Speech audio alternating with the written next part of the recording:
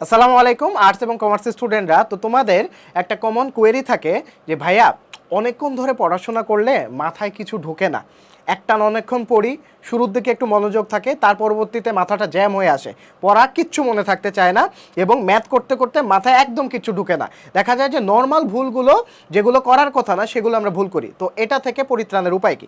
এটা থেকে পরিত্রাণের উপায় হচ্ছে আমাদের ব্রেনের একটা লিমিটেশন আছে। হ্যাঁ, তো ব্রেনকে যখন আমরা ক্যাপাসিটির বাইরে পুশ করি তখন ব্রেন মানে ব্রেনের উপর একটা প্রেশার পড়ে। তো প্রেশার পড়ার কারণে আমাদের নর্মাল যে ক্যাপাসিটিটা সেটা কমে যায়। এটার কারণে যখন আমরা টানা পড়ি, টানা কোনো কিছু ব্রেক না নিয়ে পড়ি, তখন আমাদের পড়া আস্তে আস্তে যত টাইম যায় তখন বুঝতে আরও সমস্যা হয়। এক্ষেত্রে যেই রুলসটা হচ্ছে, প্রথম রুলস, একটু ব্রেক নাও। হ্যাঁ, একটু ব্রেক নাও। ওই ব্রেক নিয়ে আবার স্ক্রল করতে বসে যাও না, তাহলে ওটার আর ব্রেক থাকবে না। দেখবা হুট করে পাবজির মধ্যে ঢুকে গেছো, হুট করে দেখবা তুমি ফেসবুকে স্ক্রল করা শুরু করছো বা রিলস দেখা শুরু করছো। হ্যাঁ, তোমার রিলসের মধ্যে চলে আসবে যে আচার হতে হবে আচারের মতো। তো এটা হচ্ছে ডিস্ট্র্যাকশন, ফোন হাতে নিবা না।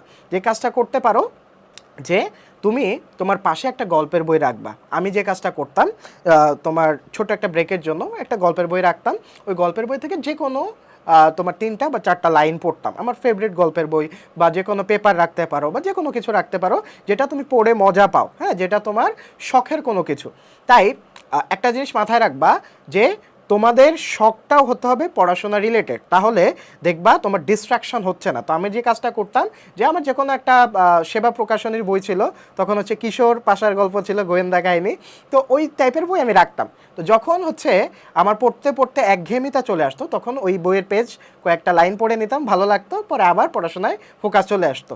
এতে তোমার সাপও মরলো, লাঠিও ভাঙলো না। আসসালামু আলাইকুম।